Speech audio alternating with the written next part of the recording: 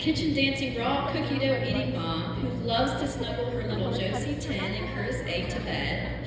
Originally from Michigan, she moved out west after college to ski, bike, and climb. Amy moved to Athens 10 years ago without ever having something monogrammed or tasting pimento cheese. She is a startup and process consultant at Lion Leadership and founder of the Rise and Shine Mastermind that exists to resource women with practical business tools they can use on their entrepreneurial journey. Let the morning bring me word of your unfailing love, for I have put my trust in you. Show me the way I should go, for to you I entrust my life. Psalm 143:8. Please welcome Amy Whipple. Is monogram a Southern thing? Yes, I actually still haven't had anything monogrammed. Now I've lived here for 11 years. Kimberly said she was going to use the bio from last year. I was like, sure, just use it. So real quick, I just want to make sure, are we recording? Perfect.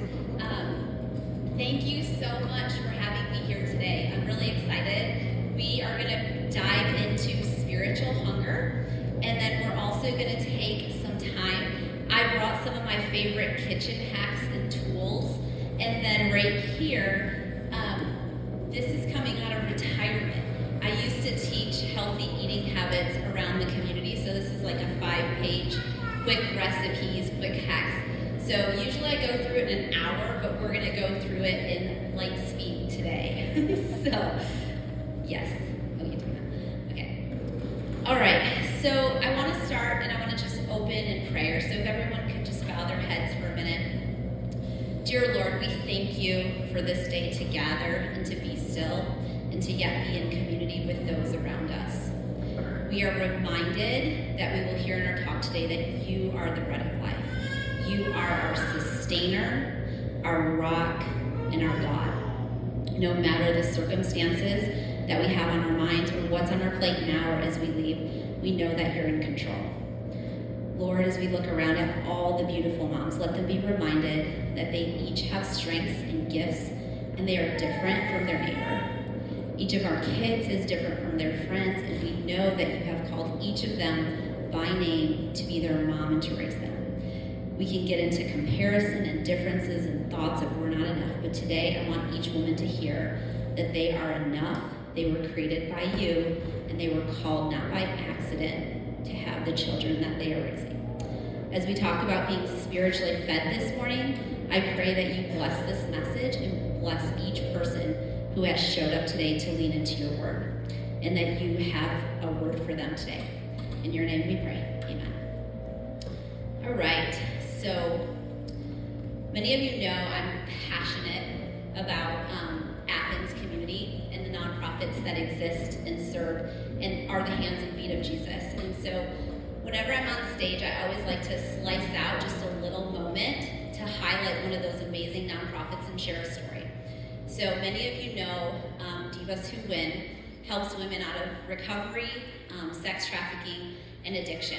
And what's amazing about their work is they push into local jails and they provide an 8-week workforce development training for women.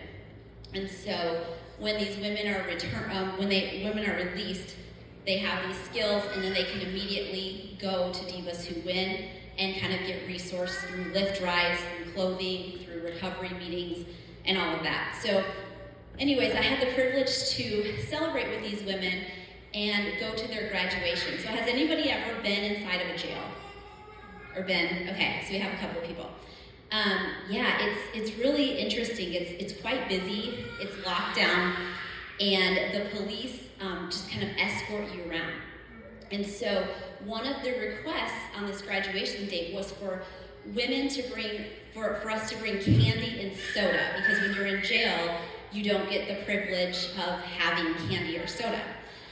And so as I sat there, I watched the girls just savor and desire and soak in the taste of that soda and of that candy.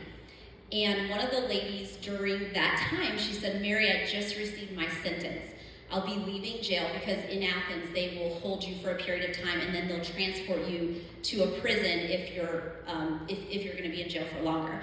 She said, I'll be leaving and I'm going to be transported to prison for the next 3 years. And I was like, oh my gosh, 3 years.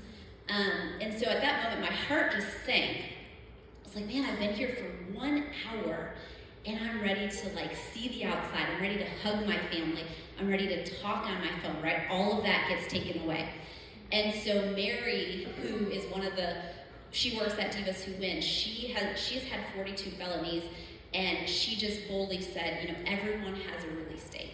And it's about how you're gonna start on that day when you're released. And she boldly spoke truth to this lady, and she shared how she found Jesus, because a lot of times women find Jesus when they're in jail because people come and minister to them and they hear the words from the Bible for the first time. And she just said, recovery is possible. And so, that's how she said. She said, women came to me and ministered. And so I remember in that moment, I kind of closed my eyes for a moment and I raised my hand and I said, Lord, I hope you meet her during these next 3 years. I said, I hope you work in her life. I hope you help her to overcome. And just like she savored that candy and that soda, Lord, give her that spiritual hunger for you. A strong desire for your presence and your power. And so that's what I want to talk about today is our spiritual hunger. What is spiritual hunger, right? It's that strong desire, right, for God's presence and his power. And we know what that feels like, right? We know what that is. And one of the examples that I wrote about was, we see this example in the life of Moses, right? When God told him, an angel's going to go before you and cause them to possess the promised land, Moses told them, what did he say? He said, I'm not interested unless God is going to be with, God is with us. And Moses replies in Exodus 33:15, he says, if your presence does not go with us, do not send us up from here. And so the presence of God was more important to him than the blessings of God. So I want us just to think about that, right? Having the presence of God was more important to Moses than those blessings.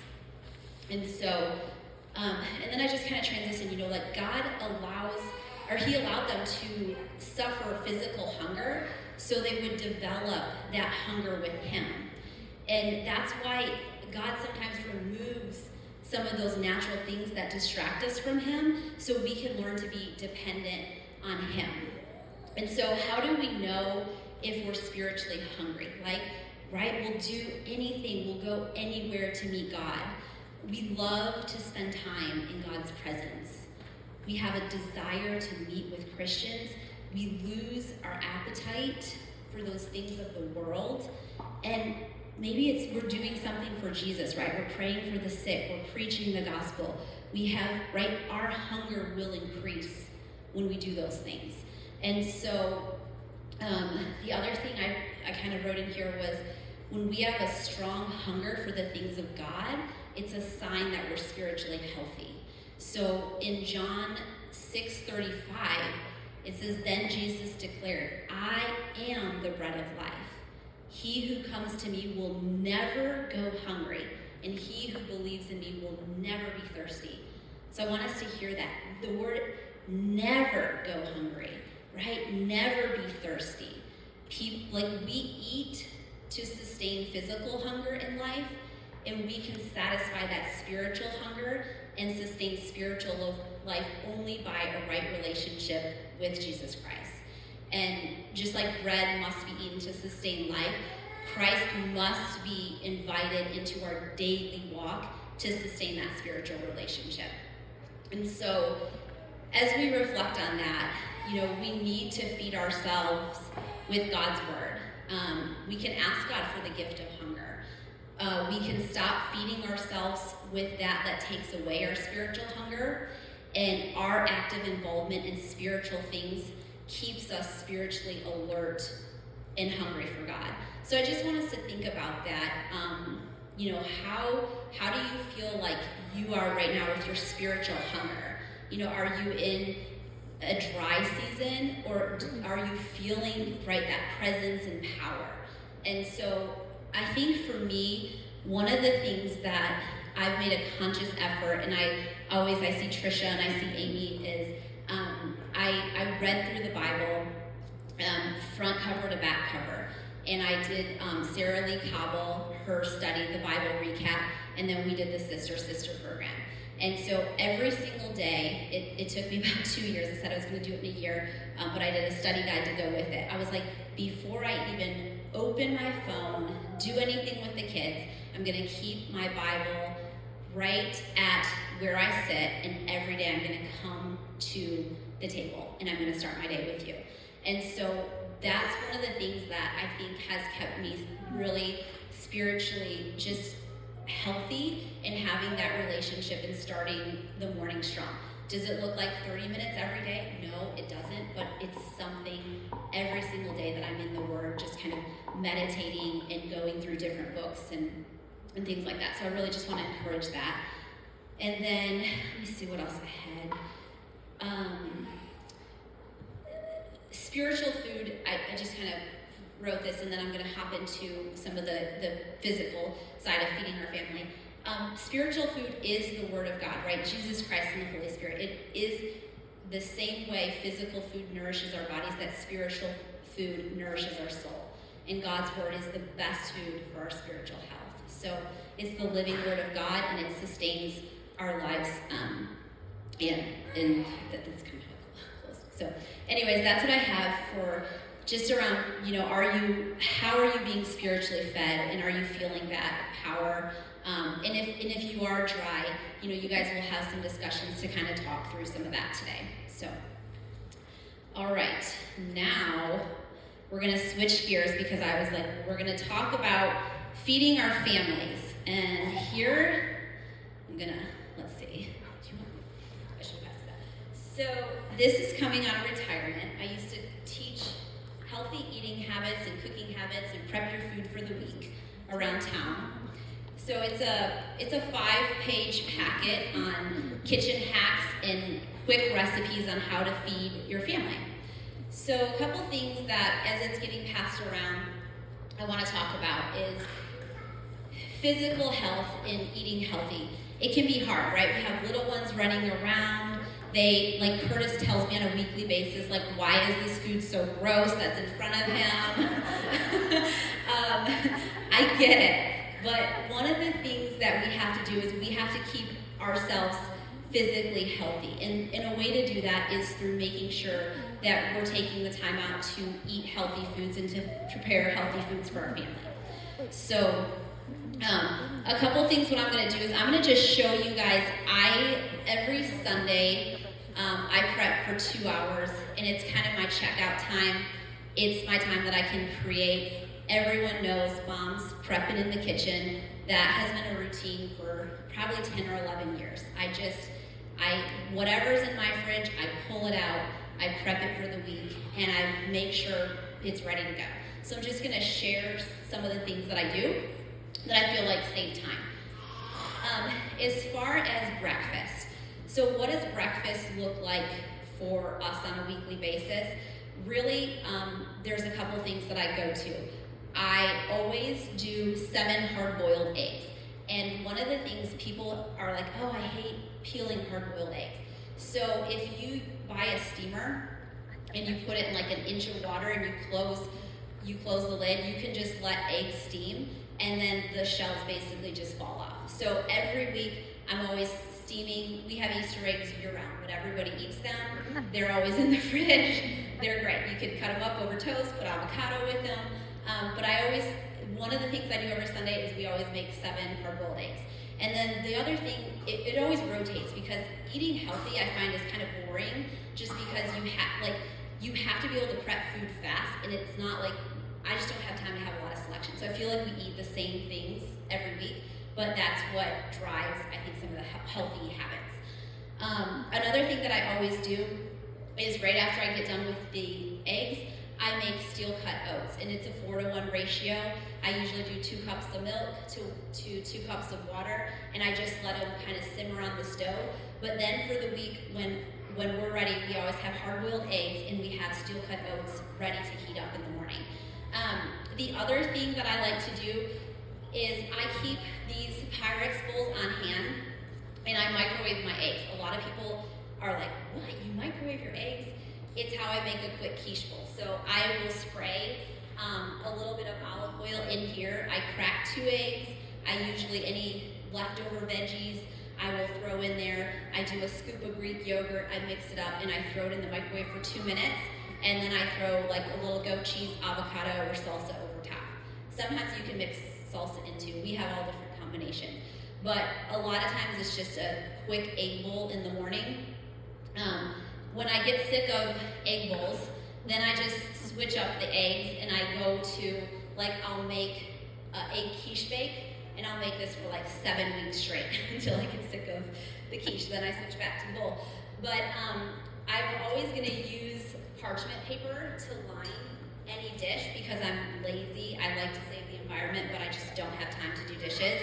So I use a lot of parchment paper. I use a lot of foil to line pans, crock pot liners like that. That just saves a lot of time. But anyways, if I make a quiche bake on Sunday, then I just slice and heat it really quick. And it switches if I have ham, if I have leftover protein, if I'll just crack 5 to 7 eggs.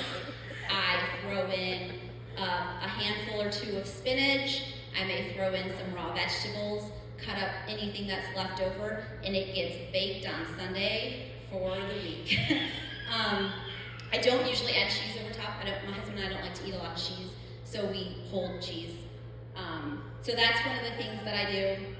I have an egg cheese sandwich, right? Having those mini bagels are really easy, like everybody eats those. And this thing gets a lot of use. Does anyone have one of these on their counter? I see a couple hands. This guy is like a $20 egg maker at Target, and you fill the water. I don't even have the measuring cup anymore. I just dump water, and it steams like a little dippy egg or a sunny side up egg. So my kids eat that really well, and you can make quick sunny side up eggs. You can steam in here, but I don't. The other thing is you can steam the egg so much that it almost makes like an English muffin that you can just throw it on toast. So this is like a quick time saver hack that we like to use. What's this one? Okay, I have on the next column prep for the week smoothies. So one of the things that I do is if you have leftover fruit that no one's gonna eat, like bananas, spinach that's gonna go bad, watermelon, I just throw that stuff. Sometimes I'll flash freeze it on wax paper, but I'll just throw it into a Ziploc bag, and then it gets ground into smoothies, and it works just fine. So if no one's gonna eat the spinach, I'm like, it still has life. It can be thrown into smoothies. So I used to prep bags, like 4 Ziploc bags, and I would throw in stuff. More or less now I just kind of grab it and throw in the blender. We talked about hard-boiled eggs, oatmeal mason jars. These are great. You can just there's a recipe right there, and you can just dump hot water over top, and as you're getting ready, you can come back to an oatmeal jar that's ready to go and ready to eat. And then the other thing that I have at the bottom is quinoa bowls. So many of you guys don't know if you've made quinoa, but it's always like, gosh, I have leftover water, like how do I get rid of the water? So I just scratched that idea, and I just dump a bag of quinoa in boiling water, and I let it boil for 11 to 14 minutes until that little white dot disappears, and then I just dump it in a strainer and fluff it with a fork. So one of the things that makes a great morning snack is I'll just divvy out the quinoa bowls into this right here, and then you can just take like a scoop of peanut butter, some blueberries and milk, mix it together, and you have a quick morning snack.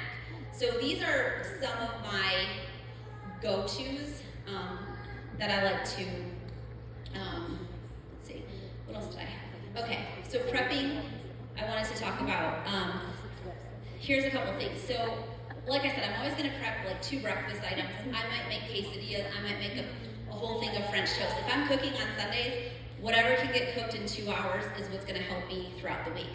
So this salad spinner, I like the mini one, but this is how I use to clean any produce. So if I have strawberries, blueberries, grapes, you name it, I always clean stuff in the salad spinner, and then I spin it so the liquid goes out of it. And I use vinegar because if you wash your fruits, like especially like blueberries with vinegar, or like your strawberries, they won't mold for the week. So it makes them last longer. So a lot of times what I'll do is I'll just throw a paper towel on top after I've washed them, and it'll just grab the moisture. Or if it's strawberries, I might leave the corner like vented. But then usually I'm prepping, every Sunday I'm prepping strawberries, I'm prepping blueberries, I'm prepping grapes, I'm prepping 2 cucumbers, and then I usually cheat and buy already ready to go carrots. So anytime there's dinner or lunch, I'm just pulling out stuff that's prepped for the week. Another thing that I like to share is I'm crazy about having Tupperware. Like if you are a butter container or a yogurt container that does not match my Tupperware, you get thrown out and I don't care. So I'm very particular with the only Tupperware that's in my cabinets are like 10 of these, 10 of these, 5 of these, and 6 of these. And this is what I prep in. So I do not have a crazy Tupperware. I keep it very streamlined of, this is gonna be always my vegetables, my salads, I'm gonna cut up my broccoli for the week. Whatever I buy at the grocery store, it gets prepped on Sunday. And these are the only containers that are allowed to exist in my cabinet because it's just too chaotic when there's 50 different lids and no one can match them. The other thing that I like is a lettuce knife, because if you have browning on your lettuce, if you use a lettuce knife, your lettuce will brown. So a lot of times if I'm chopping up 4 heads of romaine, I'm just using a lettuce knife. So, what else was I going to share? Okay, I think that was it. The vinegar, paper towels, yeah. Okay, so on the next page, the lunch breakdown. So, what do I do for lunch? Here's the quickest one that I do every week, and Ben and I will totally get tired of eating it, but it happens. If I'm really busy, which is a lot of weeks, I lay out 5 or 6 of these, and I just throw handfuls of spinach in each one. And then I throw blueberries in each one, because it will last for the week.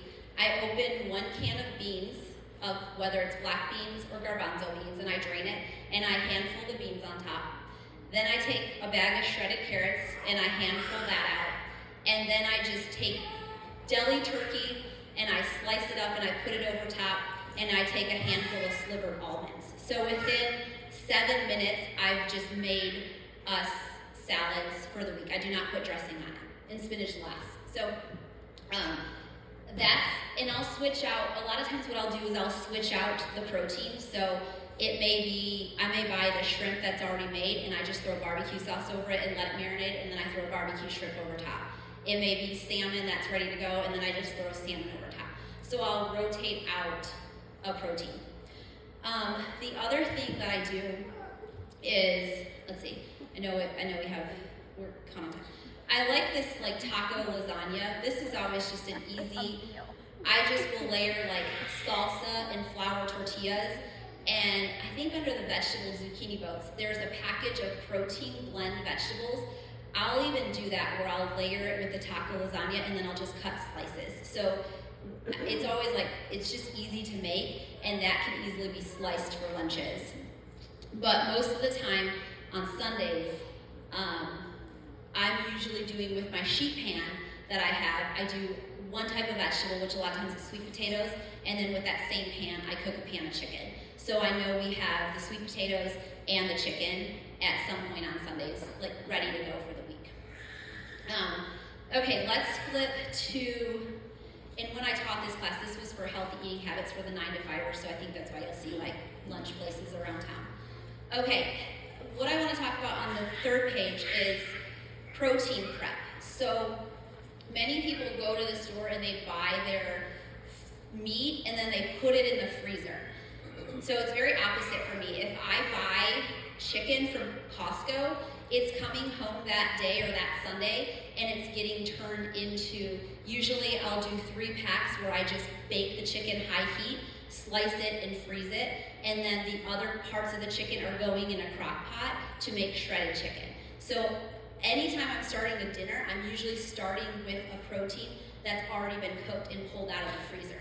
So then that chicken either becomes like barbecue chicken, teriyaki chicken, a chicken taco. So I always just have my base meats made and ready to go. Same thing with, and I wrote the chicken. So this is the chicken recipe that I use for years. I just switch up the seasonings, but I cook everything really high. So oven at 450. I just put olive oil, I switch up the spices, and then I bake it 10 to 15 minutes. Sometimes if it's, it might have to go a little longer, and then I flip sides, and then I let it just sit in the foil, and it slices really well. So I slice that chicken, and I have it for the week, and then I freeze the other packs. So on Sundays, I'm always pulling 3 frozen meals versus like starting every meal from scratch. And then same thing with shredded chicken. Like everybody eats shredded chicken. It can be turned into tacos. It can be over rice. It can be in quesadillas. So like chicken is always getting cooked, usually one of these ways. And then same thing with ground beef or turkey. When I buy that from Costco, on that Sunday, I'm usually prepping it all for taco meat, or I'm prepping 3 meatloafs. Like usually I'm like, okay, this taco meat is a lot with the turkey. I don't buy as much beef, so I do turkey, but I'll do 3 turkey meatloafs, and then I do, I just cook the rest up for taco meat. So I always have like 5 or 6 taco packs. It's Taco Tuesday every Tuesday, right? It's easy. So we have like very stable rhythms where it's like, it's always gonna be some sort of tacos on Tuesday. There's always gonna be a pasta day. There's always gonna be a fish day, and it just never changes, essentially. It's boring, but they get over it. The fish, like these are the couple ways that I make fish. So same thing with the salmon, right? I heat the oven to 475. It's really high heat. So those are just kind of a couple of the ways that I will do fish. Another thing for chicken that I do, I forgot to add, is a lot of times I'll just make that chicken, and I'll just make 4 pans of enchiladas, and then I know I always have like enchiladas now for the next 4 weeks. The way that I cook the pork tenderloin, I always cook that really high heat, 500 degrees, 5.5 minutes per pound. So usually it ends up to be about 8 minutes. And then I have the directions where you just leave, then you just turn the heat off and you just let it sit in the oven for the rest of the hour. But everyone in my family eats that. Like the pork turns out really soft. Everyone eats it. So these are just kind of some of my quick, this is how I prep. Pretty much on Sunday, I'm prepping one of these usually. And then I'm pulling out from the freezer. As far as busy week around town, some of my cheats, I think Costco has some really good, like their chicken tacos are good. Everybody eats their Parmesan chicken. Their meatloaf, Curtis thinks is really bad, but sometimes it's dinner. So they have a rotisserie chicken for $5. You can buy that with a Caesar salad for $8. Makes a great company meal. So there's a couple of quick grabs. Butt Hut has sliced chicken and their pork, really good. Everybody eats that. So there's a couple cheats that I use. What else is the other one? There's a place in Epsbridge. They have those healthy frozen meals. I usually have a few. What is it? Cleanings. Cleanings is great. I sometimes have frozen meals just on hand, so we're eating healthy if I don't get around to doing a prep. And then, let's see, lastly, on the last page, what did I have? Oh, just some snacks. I always buy the hummus from Costco in mini packs. I like the RX bars. I'm trying to think what other bars. Yeah, I like those. Fairlife milk. We always buy Fairlife milk. It has a lot more protein in it and a lot less sugar, so that's really strong. Everybody eats shelled edamame, so that's a quick frozen to plate meal or snack. The one thing that I do a lot is the 2-ingredient oat drops. So everybody has those 2 bananas that you're like, ew, these are gross, who's gonna eat them? Normally at least once a month, probably about 2 times a month I turn it into banana bread because everyone eats banana bread on their plate with butter at dinner time. But I will mash the 2 bananas and I just throw oats in it, like a cup of oats, the recipe's right here. And then I'll usually throw either some chocolate chips in it or some blueberries or nuts. And then I just bake them 350 for, I think it's like 10, I think I usually make it 10, 12 minutes. And then I just throw those in the fridge and they're really easy to snack on. It helps me not eat like the goldfish and the Oreos and all the stuff that's in front of me. Let's see. And then tips and tricks, I said I use a steamer. I use minced garlic, that's always faster. I always keep chicken stock on hand, the one that's like a base, just so I can season things. Have a plan for your week. I think that's the one thing is most of the time people go in without having a plan for dinners and how they're going to do it.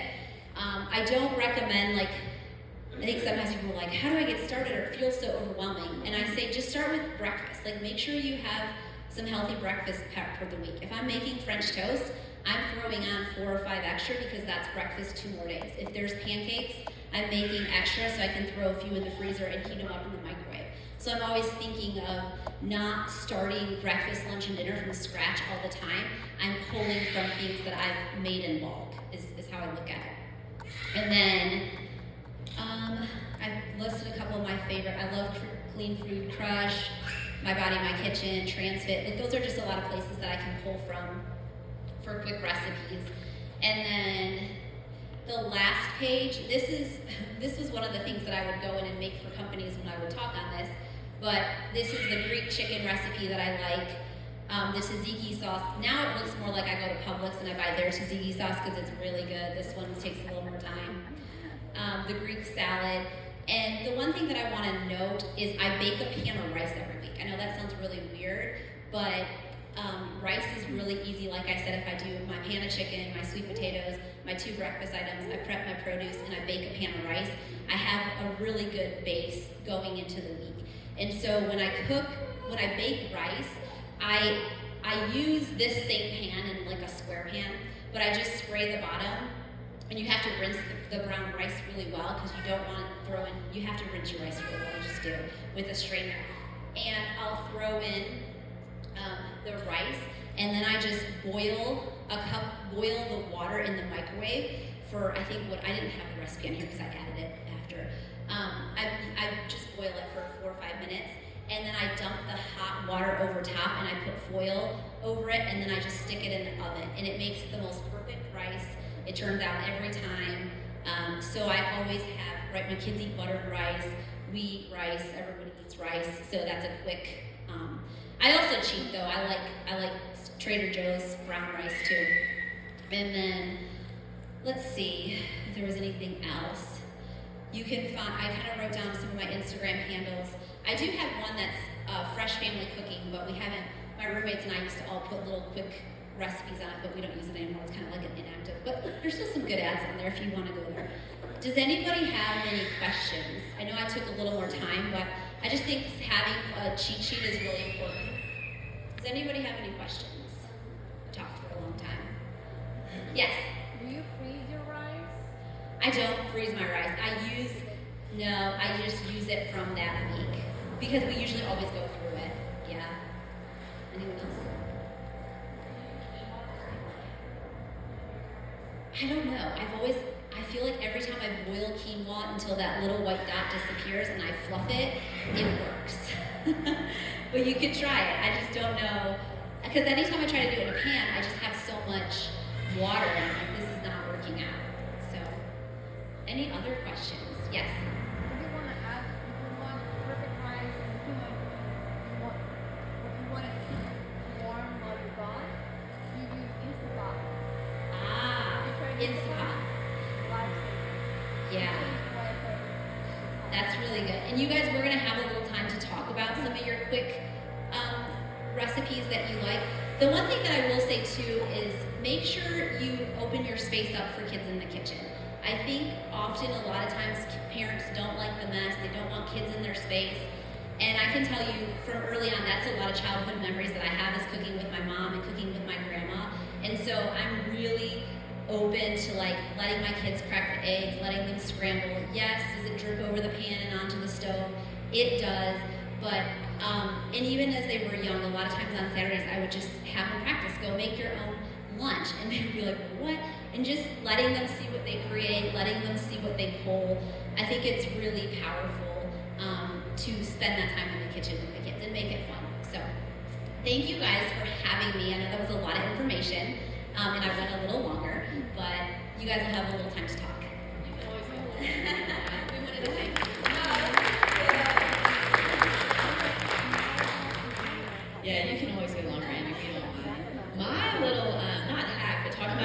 children, my mother, instead of buying a Christmas present, she gets my middle child, Ollie, a Yummy Crate. It's a monthly subscription, and every month they send 2 or 3 recipes, a cooking tool that's kid size. Like he got little oven mitts the other day, they're just for him, and then it usually has like a craft, and it's really good. And Ollie's real funny because he'll look at it and he'll be like, "Yeah, I'm not gonna eat that."